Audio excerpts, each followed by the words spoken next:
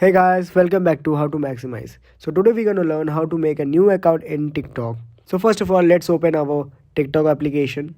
From the profile section, there will be a three dash on the top right corner. Click on it. Go to the setting and privacy. And when you scroll down to the last, you will find the logout option and also switch account option. So for me, I will be switching my ID and create a new ID. So just go through the switch account option, add a new ID. As you can see here, the options are sign up for TikTok account. So if you want to log in with your Facebook or Twitter or Google ID, you can just go through it, or you can just simply use your phone number or email ID. So make sure that you fill your correct date of birth, because afterwards, after making your TikTok ID, you cannot change your date of birth. Then click next. Fill your phone number if you want, or you can just go through your email ID also.